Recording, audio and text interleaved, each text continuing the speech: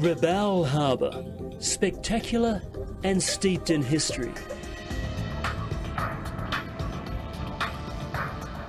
Its menacing volcanoes lure visitors from around the globe and hint at the region's tumultuous past.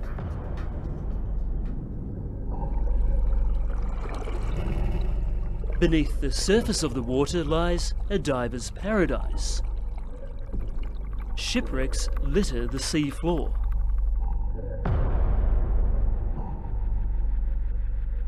Counter-anchored here would have seen the submarine inside that arc there. At a nearby hotel, Royal Australian Navy officers, past and present, pore over maps and charts.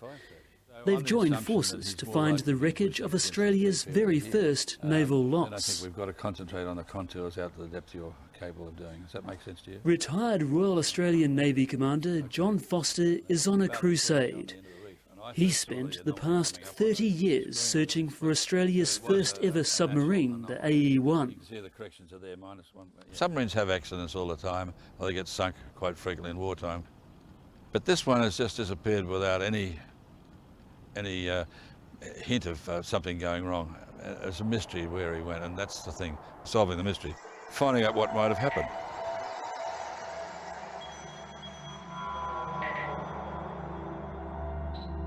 It was a murky end for the AE-1 and its 35 Australian and British crew members. It inexplicably disappeared during the 1914 mission to seize the colony of German New Guinea.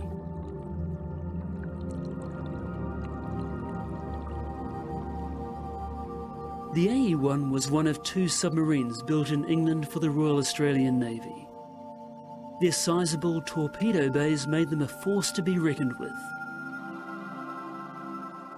But the AE-1's service was all too brief, ending less than 2 weeks into the New Guinea campaign.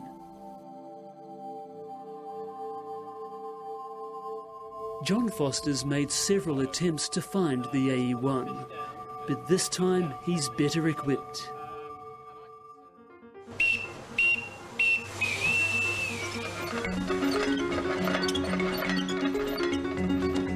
Alright, a few days alongside, let's keep everybody safe on the parts of the ship.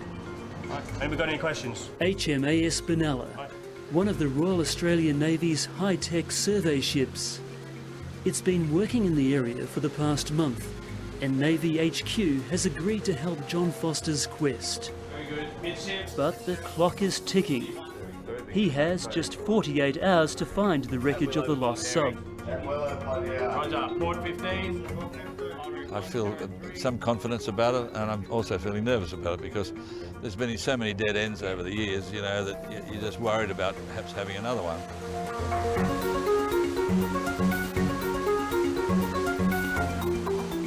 We're off to the Duke of York Islands. Deep water and a jagged reef surround them. It's here that the AE-1 sub was last seen.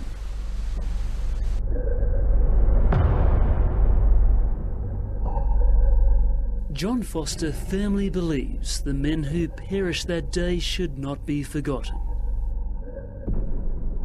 First of all, we've got to find it because it's a war grave, and the people who are descendant relatives need to know that, even though it's 90 years past. It's part of our national heritage, you know. It's our first naval loss ever, and it's hardly publicised at all. Stop both engines. Stop both engines. Both engines stop, sir. Commanding Officer Richard Mortimer delicately negotiates HMAS Benalla past the same submerged rocks that might have claimed the AE-1 sub. The charts for these waters were drawn up in the early 1900s and are unreliable. The poor weather adds to an already difficult task.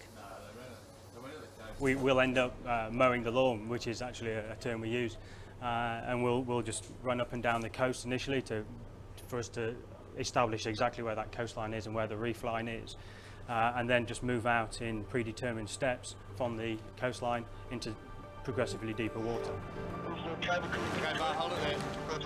Finding the 60-metre submarine on the vast ocean bed is no easy task. This sonar will improve the chances. It'll drag behind the ship and scour the ocean floor up to 200 metres below.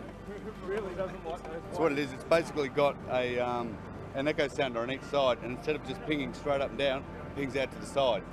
And so it'll give you a 3D image the same as upstairs, but we should be able to get a lot closer down to the sea floor with the weight and the cable.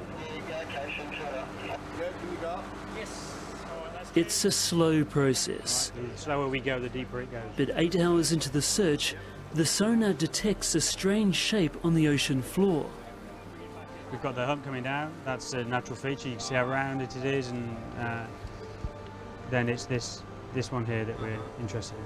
It's a promising find. The position is marked for a closer look the next day. We're going to line back. We're going to do that. We're going to line back to here. Yeah, 2065. The search continues into the night. We'll run the line coming in the opposite direction. But a day full of optimism ends in catastrophe. I heard it winding. I ran down there, and as I got down there, and it's went snapped, gone. The deep water sonars got snagged near the ocean floor and ripped from the ship. The recovery effort swings into gear. Engineers make a giant grapple to hook 200 metres of sonar cable lying somewhere on the seabed. Confident? Big ocean, small cable.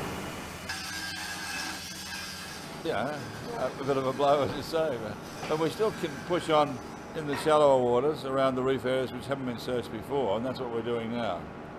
So hopefully we still might get somewhere, but all is not lost, put it that way.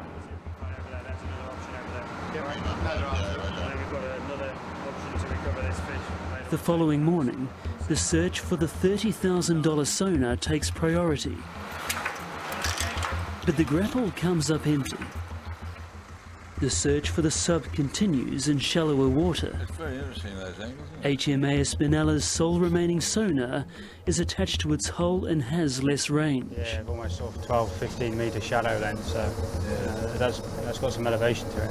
The team pushes on, returning to yesterday's potential object.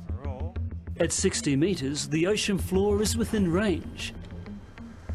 Hour after hour, the ship crisscrosses the area, gathering information to build a 3D image.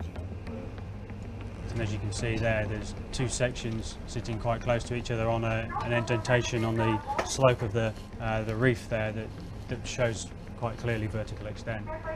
We also saw on the single beam trace itself a nice vertical extent of about 4 metres. So that's 4 metres proud of the surrounding seabed. Not huge, but then also equally it is a significant height. After more painstaking analysis, the moment of truth arrives. We've got confirmation on 2 different systems that there is definitely a feature there. There's a non-natural and man-made. There's a shape to it that is commensurate with something man-made. Exactly. Okay, so between yourselves, what's the agreement or acknowledgement? Well, I'm going to stick my neck out and say it's a possible submarine. Yeah, I'm okay with that. So he's on a track going back to harbour. Looking at the map, it's clear the object also lies on the likely route the AE-1 took back to base. I'll be happy to see a remotely operated vehicle brought up and inspect what's down there. That'll prove one way or the other what it is. But when I just hope that's what it is, but I think we've got a very good chance this time. After 30 years of frustration, John Foster might finally be on the verge of piecing together the puzzle of the AE-1 sub.